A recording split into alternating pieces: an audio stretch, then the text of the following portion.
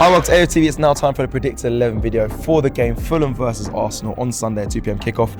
We're going to go through it together, James. You're going for well, we can go into that. I did that weirdly. But it's alright. It's alright. It happens to me a lot at the moment. I had a lorry on my fan cam the other day. So did it? I'm just going to stop shaking hands. Well, today we'll be talking obviously Predicted 11. We'll go through it together. We'll go through who we think should be playing, who we think should start. Obviously, we haven't had the press conference yet, so we don't know any updates on the injured players. However, I'm just going to quickly let everyone know, after the previous game, Mikel Arteta spoke about Gabriel felt something against West Ham, so they took him out to keep him back. They said he's likely to be available for Sunday. Same with Calafiori. So that's all we've got to go off for now. Let's just start with the goalkeeper, David Raya. I'm assuming he keeps his spot after. And what tremendous form he's in at the moment. His distribution's superb.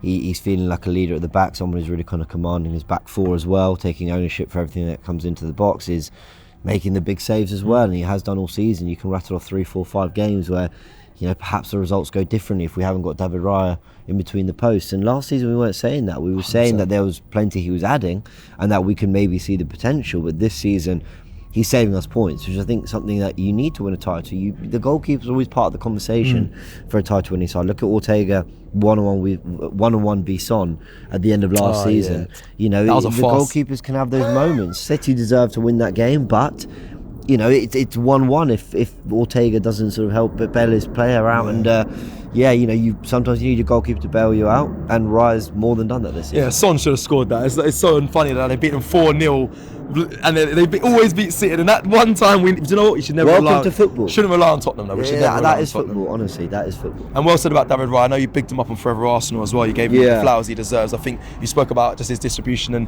that infield pass he does is so risky when he plays it into a space. It's not like he goes to a player and our player runs onto it, but like you said, there will be a time it gets caught out, but we love it when it goes well. The infield pass is credit to the movement of the players as well, how they all kind of rotate and pick their positions to then create that opening for a Kai Havertz or an Odegaard to drop in, or a Declan Rice. So it is all great coaching, and it's brilliant distribution from David Raya. Let's hope we see more of it. Definitely, it's always nice to see as well. Let's go to right back, a man that is...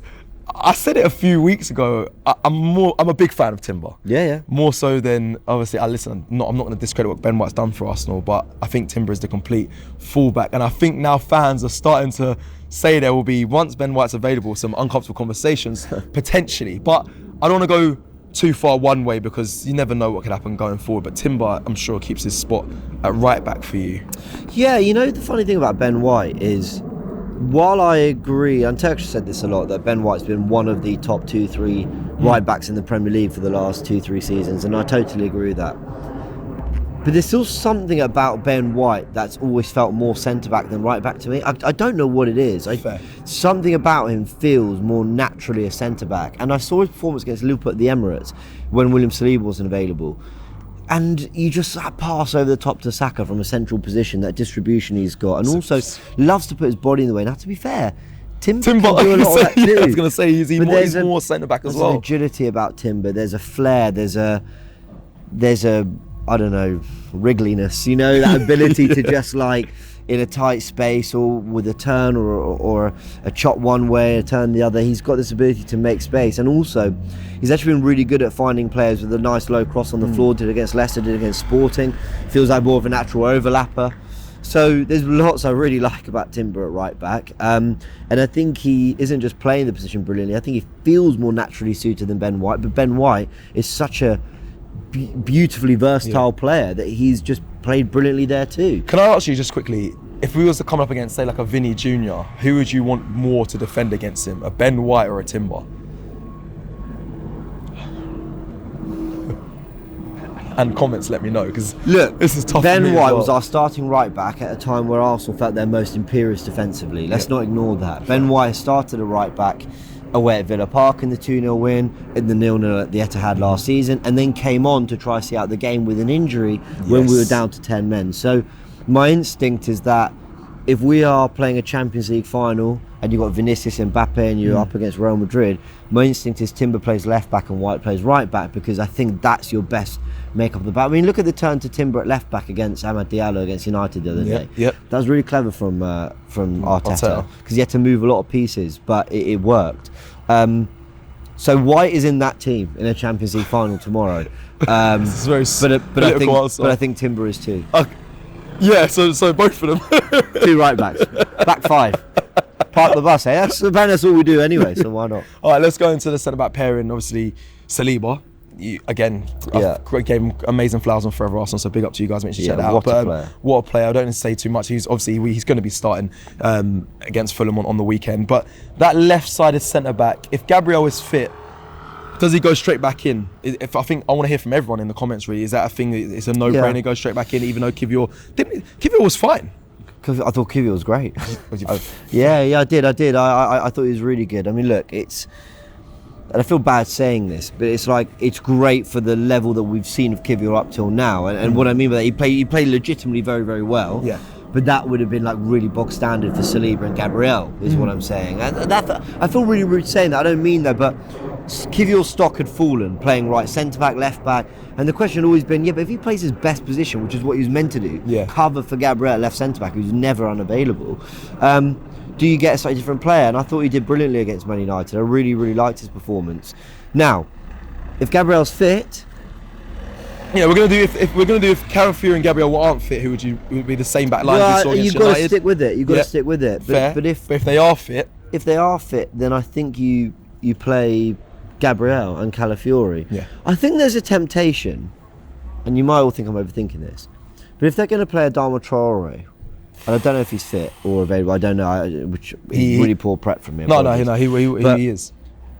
But I don't know if he starts. Do you go with Partey, Saliba, Gabriel or Kivior, and then Timber at left back, like we ended the United game for right, and get Rice and Marino in there?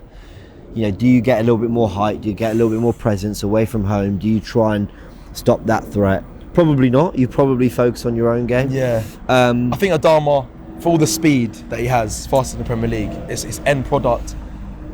I think I think Arsenal are capable enough to deal with it. I think Calafiori against Adama Traore, it does give me a bit of fear, but I don't know. Yeah, Timber will be the best person to put up against him, but I don't think he's going to start. I don't think he has been starting, if I'm being real. I know he comes off the bench quite a bit. Such a weapon, though. I have a feeling he might start. But you know what? Okay. Are we assuming they're fit, yeah? Yeah. Everyone's fit? Gabriel and Calafiori. Thank you, Zinni and Kivior. I actually thought they put in good performances against United, but get your best back 4 out there. They're a really good side for them. And I want to take this moment to actually give Gabriel Magalhaes flowers. Everyone talks about Saliba off the back of, and we have been speaking about Gabriel before his injury, but people are saying Saliba is the best, one of the best in the world, alongside Virgil van Dijk. I think if you're going to give him that props and those flowers and that credit, then you have to speak about Gabriel Magalhaes as well. I think he's the older of the two. He's the leader in the two. I know Saliba showed a bit of leadership quality against United, but Gabriel is that leader in that centre-back pairing, and I want to give him the credit, especially with his goal-scoring threat as well going forward. Stricker did a really good fan cam a few games ago about he is the best. So if we're talking about Saliba in that way, I think we have to speak about Gabriel Magalhaes as well. So totally. I think go straight back in. I think those two are the best in the world on form right now. Real Madrid having disaster class at times of late, and in that back line as well. No, Eder Militao obviously injured. I'm here though. And then City also not doing too great either. So that centre-back pairing you can't really talk about. Liverpool, you can speak about Virgil and Konate, fine. But Gabriel Magalhaes and Saliba in that conversation. Just have to give the flowers. Right, going into midfield. Yeah. Let's do the midfield 3 as a whole. I don't know if Mikel Merino starts. Partey's been phenomenal, but he's been held back. Maybe that's just part of rotation, part of rest, or I don't think he's been held back for this game, because Partey it'd be criminal to drop him, I think, in this game. And Rice was good. I think away from home is when you're going to see less risks and rotations from Arteta. I think ultimately it's probably going to be Ødegaard, Partey, Rice. I think Rice went up levels in that second half against Man United. He started to look like last season's Rice, which we've seen in patches this season. I thought, for example, the Liverpool game at home, I thought Declan Rice was phenomenal in the 6. But this other game, this half against Man United, especially the second half, was Rice feeling like he was back to his best. Rice, Partey, Ødegaard is my predicted 11. What I'd like to see, look, I want to believe that Arsenal can rotate. I want to believe Partey can sit this one out, because he missed, who was it he missed through injury? Partey. West Ham. He missed the West Ham game through injury. So I want to believe that we can just move Rice to the 6, get Marino in the team. You could even bring in Jorginho. But I think the reality is he's going to go with the midfield 3 that he's predominantly wanted to play this season. Before we move forward to the front 3, because I agree, I think that is going to be the midfield 3. Is it, sensible for Arteta to just continue. Now that we're on a run. There's no doubt. I know you don't really want to say you're on a run until you've got five games 6, won. 7, but it's a decent little run. But we're starting. We're on the start of a run. It's 4 very good results. And we're unbeaten in 5. We just haven't got 5 green ticks, which I love to see on the form record. We've got what we need to win one more game to have that. Is it right to stick with, the players instead of doing this rotation thing, just to start the game, stick with the team that's in the momentum, in the rhythm, and then kind of look to rotate? Or do you want to be, like you mentioned there, a team where you can do what City used to do? Yeah, we're winning, but I can just drop in this to give them some minutes and still win games? Or do you think it's right to keep the rhythm, keep the same 11? The problem is there's players that we don't really know about. So like Mikel Merino, for example, I think because we spent 30 plus million on him, because he's a 28-year-old midfielder who looked brilliant at Sociedad and did well at the Euros, I think he's good enough to come in for Partey or Rice and things keep ticking. So I want to get to a point where I keep saying Man City, okay, they're not the best example right now because they're not in great form. But okay, let's use Liverpool. Yeah. It could be Curtis Jones starting with McAllister and Gravenberch. It could be Szoboszlai instead. It could be Gakpo, Diaz, Salah. It could be Nunes, Diaz, Salah. I feel like even as good as Liverpool have been, and they have predominantly stuck to 8 or 9 players they're really kind of confident in, there are 2 or 3 that they've been happy to sort of play around with. With Arsenal, it always feels like we settle on 11, then we don't really want to change it. Yeah. The only area of the pitch where that's probably not true is the Trossard-Martinelli battle. We're going to get to that, yeah. And we'll get to that. So I want to believe that Mourinho can come. We haven't seen enough of him. So my predicted 11 is Ødegaard, Partey, Rice. But I think it would be encouraging for how Arteta feels about the squad if he just went, no for this one, Ødegaard, Rice, Mourinho, go out there and show something different. Because I actually think that midfield 3 could work really well. I think it could as well. And let's go into the front 3. And again, I would love to say, get Jesus back on form, give him some minutes, but it's not that we're not in the place to do that. It's just it kind of picks itself a front 3 at the moment, apart from that left side. So it's Saka on the right, Havertz, but then that left position, I can say this every week, no one's actually claimed it this season at all. It's funny, I was looking at Emile Smith-Rowe's numbers to say, like, is it a mistake that we let him go? I think there's going to be a conversation. You would have seen the preview already, but I want to have a good conversation about that, because he was technically playing out on the left for Arsenal, not his position. He's been playing in the 10 here and doing really well. He's got 3 goals, 2 assists, but that's the same numbers as, I believe, Martinelli. I think he's got 3 goals, 2 assists, and Trossard's got 3 goals, 1 assist. It's either that or the other way around. So no one's really claimed that left side. For you, is it a Martinelli start? Is it a Trossard start? They've got some fast wing backs as well. I mean, Anthony Robinson, he's very good. I don't know who you go with, basically. Well, I think Smith-Rowe was a touch misprofiled at times at Arsenal, in that, like, we'd force him into the left 8 to sort of be one of those players that will advance and get into those pockets and create. But that left 8 for us, whether it was Xhaka, whether it was Rice last season, whether it be Marino now, we've seen Jorginho do it, they've always needed an ability to also drop deeper in the game and get alongside a central midfielder and be a little bit more robust and control physically as much as they do technically. And Smith-Rowe, I don't think we could ever really ask him to do that. Then when we did play him out wide in the last few seasons, we were playing with sort of touchline wingers. But when he was at his best was Kieran Tierney and, dare I say, Nuno Tavares and players like that, who were more out-and-out left-backs bombing up and down the channel. He's got Anthony Robinson here, I know you're a big fan of. Yeah, Jedi, big up. That's a player who, again, gets on the outside, but if he's playing in the 10 Smith-Rowe, then he's playing in more of a free role. So I just felt that we never really used him in the best way, which, is a shame, because I still think he could have offered more to Arsenal, but we'd had enough years of knowing that Arteta wasn't really ever going to do that with him. How do we get onto this conversation? Because so the left side spot for us hasn't been claimed. I mean, that's what makes the Sterling signing a touch more disappointing. Look, I'll be honest, I really expected more from Sterling. I didn't think there'd be someone who'd have contributed this little by December. You wanted more from Sterling or more from the chances he's been given? Both. Fair. Everything, more from the signing. Whether it's his fault, Arteta's fault, whatever's fault, the context fault. Fair. I wanted more from Sterling in general. Now, even though it was a loan, even though it was a deadline day deal, even though it screamed a little bit of a panic, even though Chelsea were kind of really willing to get rid of him and they only signed him a couple of seasons ago, I still think we could have got more. When I look at him, I don't think the pace is gone. I think the pace is still there. I think confidence, quality, instruction, maybe fitness, maybe work rate, all these things have been questioned. Ultimately, I think there's a player there that if Arteta can continue to work, whatever's going on behind the scenes, I won't give up on any player we've got in the squad giving us something, Jesus, whoever it might be. And that left wing spot is so open. You know, whatever Sterling needs to do to get up, get back to his form, discover it, and try and give us a big second half of the campaign. Oh, it's crazy we're even talking about the second half of the campaign already, but we're nearly there. We're nearly there. Yeah, we're nearly there. So but at the moment, Martinelli for his work rate, you saw the way he tracked back. Sorry, I'm rambling on, but the way he was tracking back with Diallo and Dallo the other day, for example. You don't get that from Sterling to that level as well. I'm letting you know that. Yeah, and Trossard tries, but I don't think it comes anywhere near as naturally. He doesn't have the battle in him that Martinelli has. Yeah. But I think Trossard starts this. He had a really good game here, didn't he? Not 3-0. We were right. Here. Yeah. Yeah, sorry, that literally just flashed into my... Yeah, that was it. In half, sorry. Well done. Sorry, I was working, I was like... Yeah. I remember Trossard having a mad game here, but that was it. So played false 9 with Martinelli and Saka either side of him, and a little part of me still... Was that in a half? In one half? Or am I going crazy? Yeah, with 3 and up at half time. I still sometimes hark back to that season and think...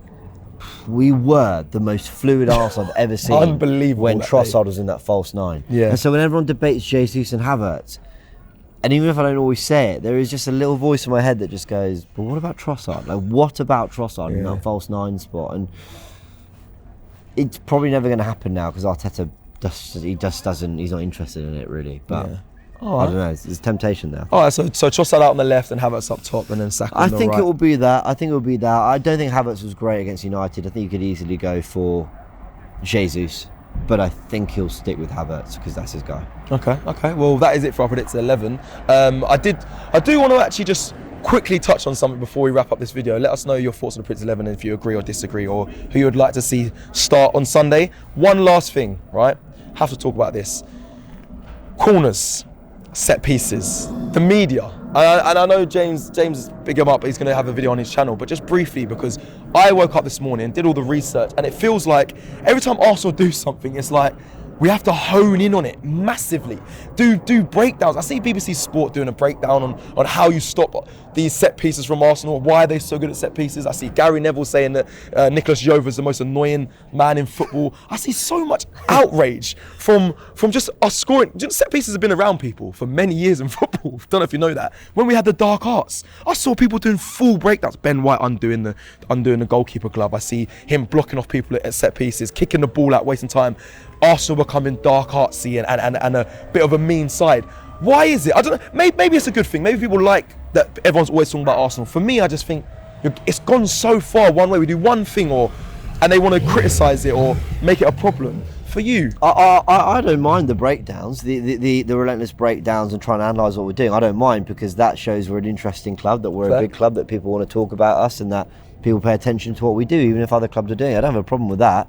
I have a problem with people being so critical about it because this season, people talk about a reliance on set pieces, but if my maths are correct on the video coming out later on the Gooniverse, Aston Villa and Man United are more dependent on set pieces in terms of the percentage of goals they've scored from set pieces that's interesting. In the Premier League. Let me ask you this, since Nicolas Jova arrived in the summer of 2021, Arsenal scored 51 goals from set pieces, and this is going to the end of... So from the summer of 2021, the next 3 full seasons, so to the summer of 2024, we've scored 51 goals from set pieces. How many have Man City scored? I hope you have the answer. Less? 51. And how many have Liverpool scored? Oh wow, 52, I don't know. 51. So Chelsea, Man United and Tottenham, I think Tottenham have 35, Chelsea around 27 and United around 21 maybe. I would rather be in City and Liverpool's company, with all due respect, in terms of that number of set pieces, because they are the sides that have claimed the last titles. It's those teams, or have come closest to it, and we've been a part of that conversation. We haven't won it, I hear it, but we've been near that. So quite clearly, being good at set pieces is something that has been a go-to tactic and a weapon for sides that have competed for Premier League titles in the last 5-6 years. So listen, I don't think it's a bad thing. Chelsea this season, they are now in a title race. Let's put them in that. They've been tremendous. They scored from a set piece this week. They opened the scoring at Southampton, I think, from a set piece. Yeah, they certainly scored one. Yeah. They've got 5 goals from set pieces this season themselves, 2 behind Arsenal. So, and they're in that conversation now. So there is evidence that there's a correlation between being really good at set pieces and being in the right end of the conversations of the Premier League. So listen, I don't see it as a bad thing whatsoever. those who want to call us Stoke, let them call us Stoke, because the people who are actually doing the tactics, the people who are actually doing the coaching, tell them, James. Like they know the importance of it. So yeah, I'm never, however it goes in, whether it's off Saliba's arse from a corner or we've tick-a-tackled our way through West Ham, I don't care. Goals win you games. Brilliant. Aye, do you know what? That's why I'm so glad I had you to break down, because I was just getting annoyed with it, but you broke it down in the right way. Set piece FC, they're saying, but hey, other teams are doing it, and big teams that are winning that. It's fun. Smile it off, people. Genuinely, smile it off. It's a lot of it's good banter. Genuinely, a lot of it is whatever. A lot of it is people genuinely being like, why haven't Arsenal got more to them? But no team in 2024 has scored more Premier League goals than Arsenal. No team in 2024 has lost less games and conceded less goals. I'm really not worried about our style of football and all that. I'm really not. He's just a chill guy giving you the stats. Listen, that is it for the Predicted 11. I also don't want to be 7 points behind Liverpool. Also that. Let's try and make that better and please win here. Again, like I said before, let us know your thoughts on the Predicted 11 in the comments below. Like the video if you like the video. And make sure you check out the preview that's out now on the channel. See you soon. Take care.